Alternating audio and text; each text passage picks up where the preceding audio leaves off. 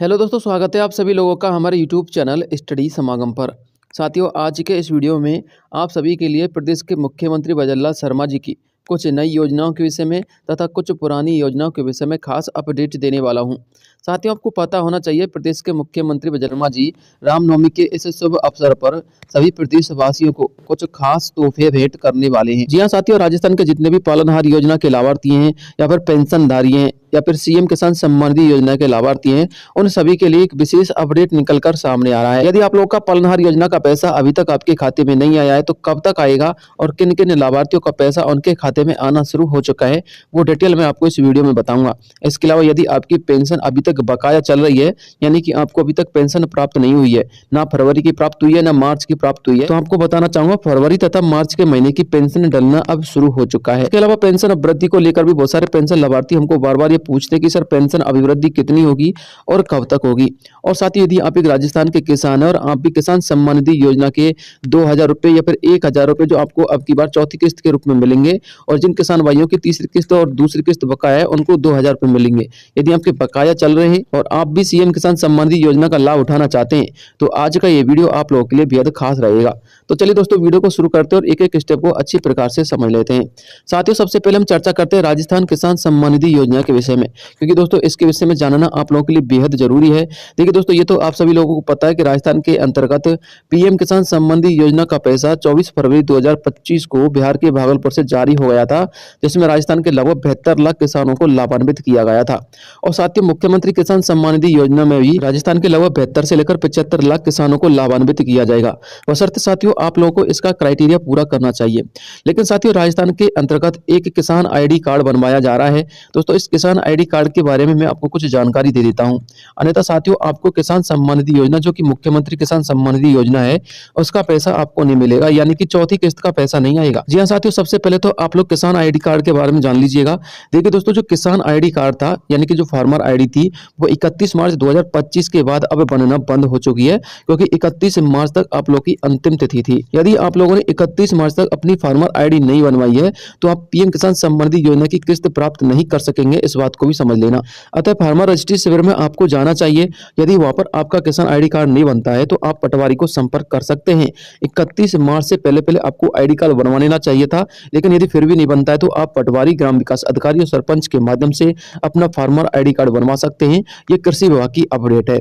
इसके अलावा साथियों, अभी भी वर्तमान में बहुत सारे ऐसे किसान भाई हैं, लगभग 2 से लेकर के 3 लाख किसान तो ऐसे हैं प्रत्येक एरिया में मिलेंगे जिनके फार्मर आईडी कार्ड नहीं बने हैं, यानी कि उनके लिए अलग से शिविर लगाए जाएंगे। आप लोग निश्चिंत रहिएगा। इसीलिए तो अभी तक मुख्यमंत्री किसान सम्मान निधि योजना की चौथी किस्त का पैसा नहीं आया है, क्योंकि यदि इस किस्त का पैसा वितरित कर दिया जाएगा तो बहुत सारे किसान भाई ऐसे राजस्थान के जिनको इस किसान का पैसा नहीं मिलेगा। तो साथियों, किसान रजिस्ट्री के लिए आपको क्या क्या करना है वो आप लोग यहाँ पर देख सकते हैं। राजस्थान के अंतर्गत रजिस्ट्री शिविर में किसान अपना आधार कार्ड, आधार से लिंक मोबाइल नंबर एवं नवीनतम जमा अवधि नकल अवश्य साथ ले जाएं।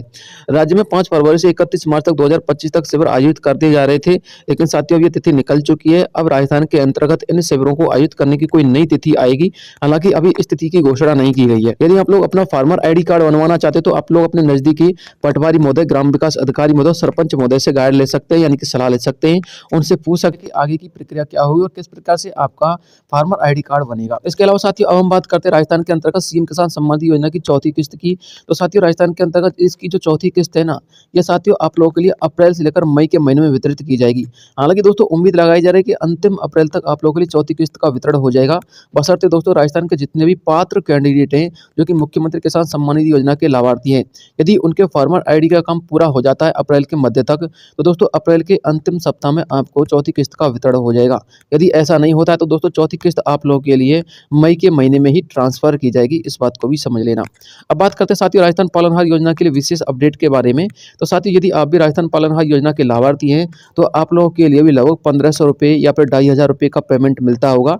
इसमें जो हमारे राजस्थान पालनहार योजना के लाभार्थी हैं उनको 500 रुपये से लेकर के 2500 रुपये तक का पेमेंट वितरित किया जाता है। साथियों, पालनहार योजना का पैसा पिछले कई महीने से बकाया चल रहा था। मैंने अपने पिछले कई वीडियो में आपको बताया था कि पालनहार योजना का जो पैसा है वो आपको तभी मिलेगा जब आप लोग अपने पालनहार योजना के खाते में नवीनीकरण की प्रक्रिया को पूरा पूरा करवा लेंगे। और ये प्रक्रिया 31 अक्टूबर तक करवाई जा रही थी। हालाँकि इसकी डेट बढ़ा करके इसको दिसंबर के महीने तक भी करवाया गया था।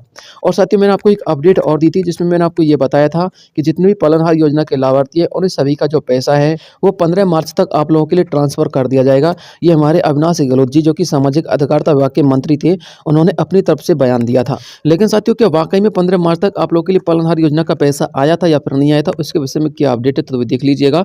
एक हमारे पालनहार योजना के लाभार्थी हैं, उन्होंने कहा है कि 2025 और 2024 का जो पेमेंट है वो हमको नहीं मिला है, लेकिन 2 किस्तें ज़रूर आई थी, वो कि जनवरी 2025 में आई थी।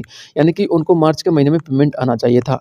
तो साथियों, वाक़ई में जो हमारे पालनहार योजना के लाभार्थी हैं ना, उनको 2 या 3 महीने की किस्तें ही अब तक ट्रांसफ़र की गई हैं, जबकि पिछले 4 से लेकर के 6 महीने तक की जो किस्तें वो अभी तक बकाया चल रही हैं। यानी कि उनको अभी तक प्राप्त नहीं हुआ है पेमेंट। तो साथियों, ये पेमेंट जो पालनहार योजना के लाभार्थियों का है, ये कब तक प्राप्त हो जाएगा, इसकी क्या अपडेट है? तो दोस्तों, मैं आपको बताना चाहूँगा, अपने जो प्रदेश के मुख्यमंत्री भजनलाल शर्मा जी हैं, उन्होंने राज्य स्तरीय महिला सम्मेलन आयोजन में भाग लिया था और वो इसके मुख्य अतिथि रहे थे। जिसमें साथियों, उन्होंने जो विभिन्न योजना के लाभार्थी हैं, उनके लिए राशि का हस्तांतरण किया था। तो आप लोग यहाँ पर देख सकते हैं, लगभग 1.10 करोड़ परिवारों को तो 200 करोड़ रुपए की एलपीजी सब्सिडी ट्रांसफ़र की गई थी।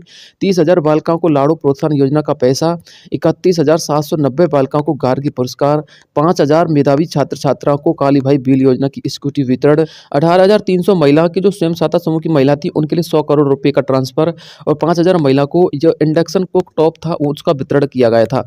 यानी कि साथियों, उन्होंने बहुत सारी योजनाओं का पैसा ट्रांसफ़र किया था। इसके अलावा आपको बताना चाहूँगा, सामाजिक न्याय एवं अधिकारिता विभाग का भी पैसा ट्रांसफ़र किया था। लेकिन साथियों, ये पैसा जो बजट का पैसा है, ये तभी आपको मिलता है जब इस बजट के पैसों को धरातल पर उतारा जाता है।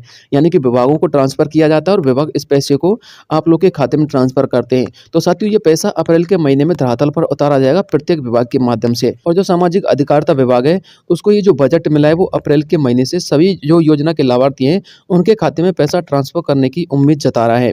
यानी कि साथियों, पालनहार योजना का पैसा अंतिम अप्रैल के सप्ताह में या फिर मई के पहले सप्ताह के आसपास आप लोग के खाते में ट्रांसफ़र किया जा सकता है। हालांकि साथियों, अभी तक विभाग के लिए बजट के अंतर्गत आप लोग के संबंध में पैसा नहीं मिला था, जिसको लेकर के आप लोग के खाते में 2 महीने का या फिर 3 महीने तक का ही पैसा ट्रांसफ़र किया गया था।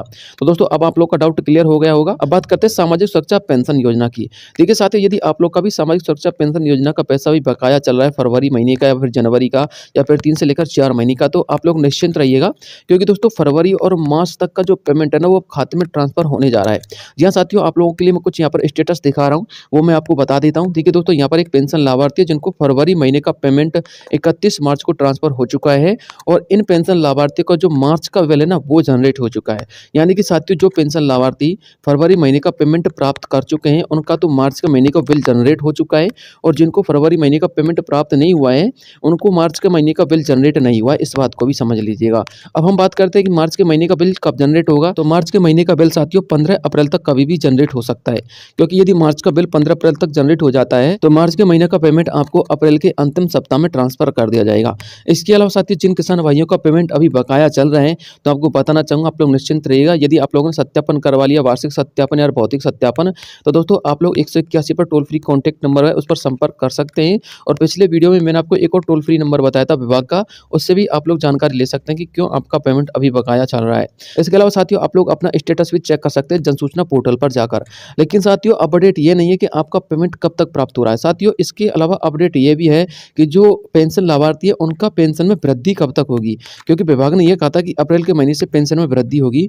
तो आपको बताना चाहूँगा, देखिए जो वृद्धि का पॉइंट है उसको मैं थोड़ा सा बाद में बताऊँगा। इससे पहले आप लोग ये जान लीजिएगा, जो वृद्धजन सम्मान पेंशन योजना है, जो 1150 रुपये आपको हर महीने मिलते हैं, उसमें कौन पात्र है कौन नहीं है। तो देखिए साथियों, ये हो सकते हैं भागीदार 55 वर्ष और 58 वर्ष के जो कैंडिडेट है, वो इसके लिए अप्लाई कर सकते हैं, बशर्ते आपकी जो वार्षिक आय वो 48,000 रुपये से कम होनी चाहिए। आय में आपको संबंधित छूट भी मिलेगी। वो हमारे कैंडिडेट हो सकते हैं बीपीएल के, अंत्योदय के, या फिर आस्थाधारी कार्ड परिवार के, या फिर सहरिया, कथोड़ी या फिर खैरवा जाति के जो कैंडिडेट हैं, उनके लिए आय में यहाँ पर छूट भी दी गई है। यानी कि आपकी आय 48,000 रुपये से अधिक है तो भी चलेगी। इसके अलावा कितनी पेंशन मिलती है, तो 1150 रुपये मिलती है और वर्तमान में आपकी पेंशन 1250 कर दी जा चुकी है बजट घोषणा के अनुसार। हालांकि अभी 1250 पेंशन अभी आपके खातों में प्राप्त होने नहीं लगी है।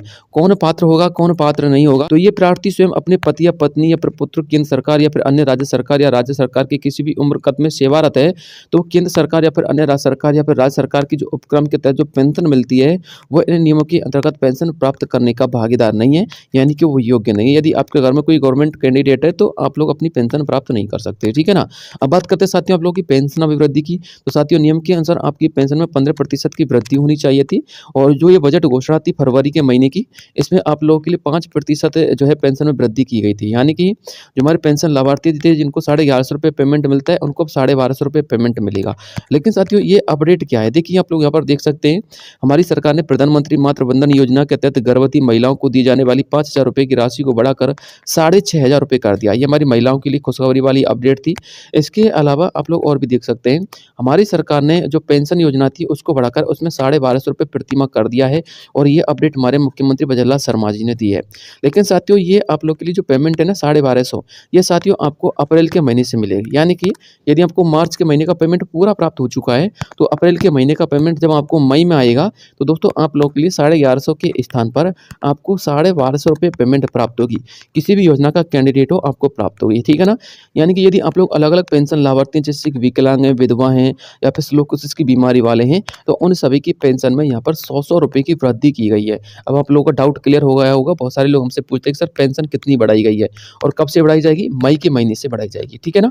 तो दोस्तों ये सारी की सारी अपडेट थी जो मुझे आप लोगों तक पहुँचानी थी। एक और अपडेट है साथियों, जो हमारे मुख्यमंत्री कन्यादान योजना है, दोस्तों उसके आवेदन वर्तमान में चल रहे हैं। यदि आप लोग इस योजना के तहत आवेदन करते हैं, तो आपकी लड़की की शादी में आपको गवर्नमेंट अपनी तरफ से ₹50,000 का कन्यादान सहयोग सहायता राशि देती है, ठीक है ना? तो आप लोग इसमें आवेदन ज़रूर कीजिएगा।